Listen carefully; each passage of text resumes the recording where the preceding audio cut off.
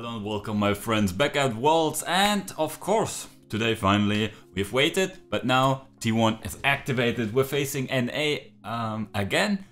Well, this time at least it's their second seed, so maybe it's going to be a tougher opponent. We're already seeing Zeri, so our smile turns into a frown or something like that.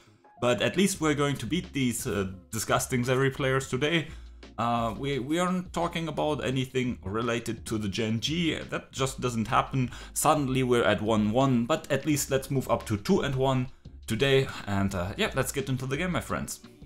Okay, my friends, we have a few things to talk about. Obviously, I don't want to talk too much about the GenG one, because, yeah, maybe not the best memories we made there, but we have to talk about it.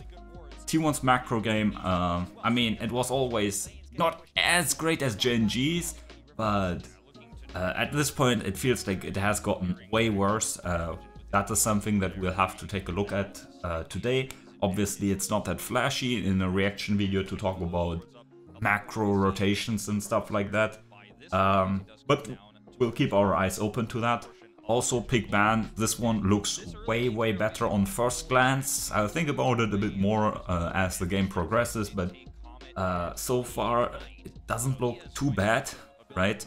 Guma gets an AD carry that actually can do something. Keria should be able to roll more. Bard obviously also a bit of a disgusting champion. Our top jungle also really fucking good. So far so good. I don't know what's happening there in top lane right now. I think yeah, well, whatever. Let's continue. We don't need to talk about the C9 draft. It's weird. Ooh, that's a nice one there. But anyway, let's continue with action, right? Faker here. He's going to lose a bit, right? But that's to be expected. Owner, yeah, very nice, right? Using the push that Faker achieved in mid lane, and then 1 and 2 and 3. Obviously, Faker had to use his TP. Quite early on, like his items so far so good. Obviously one of the later moments. Oh, Owner, nice dodge there. That is rough. Oh, Keria is trying to cook, right? And Guma also activated the ghost, so this is 2 summoner spells for nothing. I mean, they do want to be aggressive, and that is lovely to see. But yeah, it's rough. Obviously the top lane play, well, we'll see. Level 6 here activated. Fudge should just die. Easy peasy, first blood for Owner. Lovely to see, man. One of the obviously sadly weaker performing members getting something done. Obviously his early game was K, but we'll have to see how he and the Jarvan can do perform, especially against another Rakan.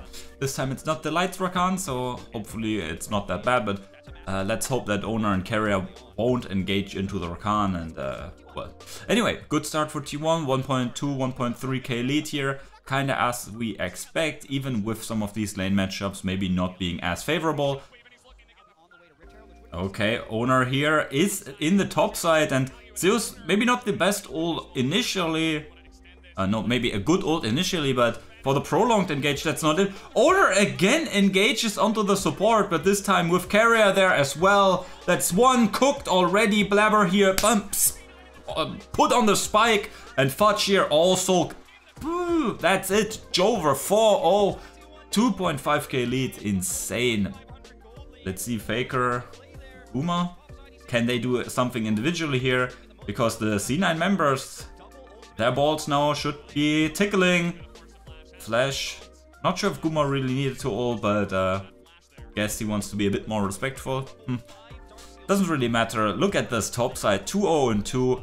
Jesus, man, very lovely to see. I was not familiar with Owner's game there as he engaged onto Sven, but yeah, next Drake here being collected.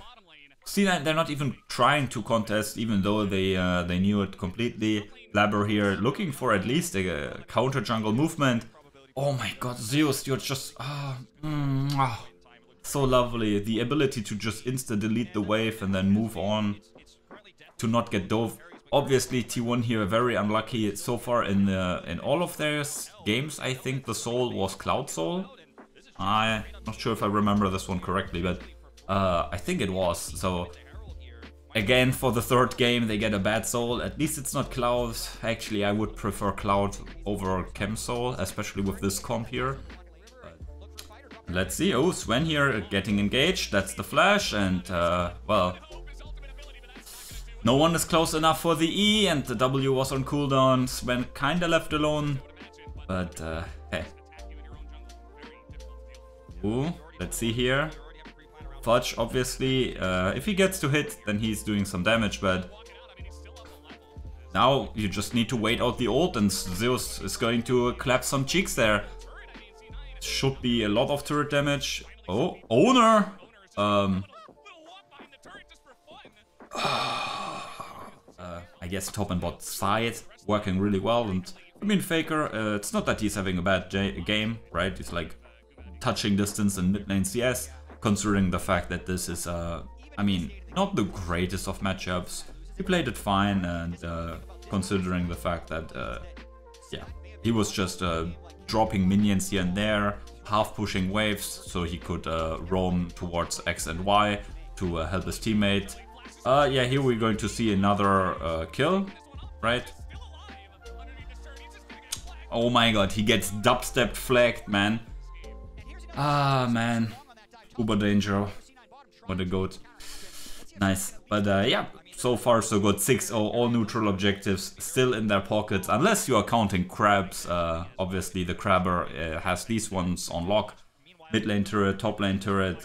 Like they're all going to fall down. Objective bounties here at 15 minutes. T1 is absolutely cruising through this one. This is... I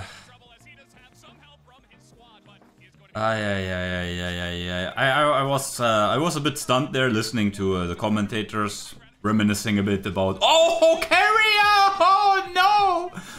Man, there are kids watching, Jesus Christ. And that's a clean ace here. What is that, 17, 18 minutes, absolutely slaughtered C9. The more things change, right, that's what I was listening to, the commentators talking about Faker changing throughout the years.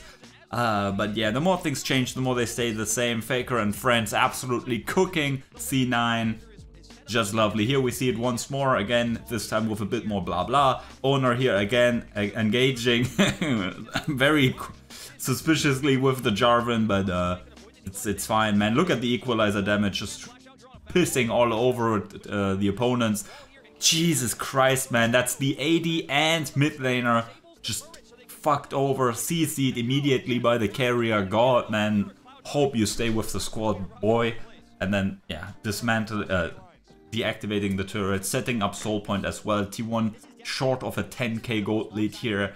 And yeah, I agree with Jet. This is one of the most one-sided games in Swiss. Again, there were games, okay, that's Berserker down in the dirt as well. Very lovely. Again, there was the GAM and GenG series where you were 100% sure there was never a single moment where a GAM had like any chance. They were just, they didn't play the same game. So that's that. But yeah, and with this turret falling down any second now, it's like plus a billion gold, and yeah. Over 11,000 gold here at this point. T1, we are short of a perfect game. It won't be a 20-minute or what is it, 16:47 game.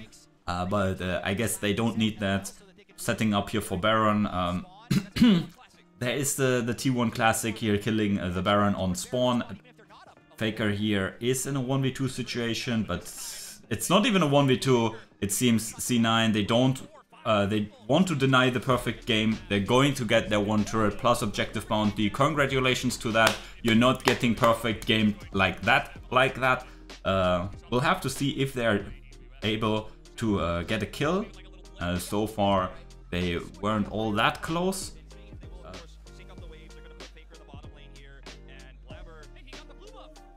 Okay, Blabber got the blue, but he's going to get slain here any moment now, we have to believe. I mean, yeah, pretty simple. Zeus just nearly kills the bot lane as well. Swen, no HP, Berserker had to blow the ghost as well. And at this point, it's just a formality ending this one. maybe Fudge can clutch another turret. Yeah, the perfect game in that sense is kinda over, but yeah, yeah. Super minions, Baron and Power pushing inside of everything that Cloud9 cares about. Again, they are getting another turret, so yeah, perfect game like that is not there anymore, but are they able to get a kill? We'll have to see. My guess is no. There's the big Keria ult, and I guess we're padding the stats a bit more. Maybe Keria will fall down here. Nope, not even that. Are they fountain diving or anything like that? Nope. It's a perfect game like that. T9, yeah, great one. T1 demolishes C9, absolutely cutthroat execution of their opponents. I mean, you have to be a bit sorry for the NA representatives. I mean, bad luck of the draw, but yeah, at least as a T1 fan, I'm very happy to see this. No struggles against like a great playing Pyoshik. No random bullshit with, what is it, Delights Rakan. No, absolutely a massacre. A good draft, I'd still say that. I don't even want to think about it more. I liked what they picked on first glance, I stick with that.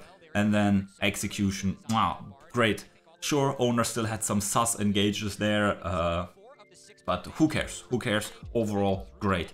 We want to see it, and again, T1, they're not going to get Renata, they're not going to get Caitlyn, so good that they found some other options that other teams now might have to consider banning. Anyway, hope you enjoyed this probably rather short T1 kill montage, and we're going to see each other in the near future with more T1 victories and some other games. Till then, my friends, bye bye.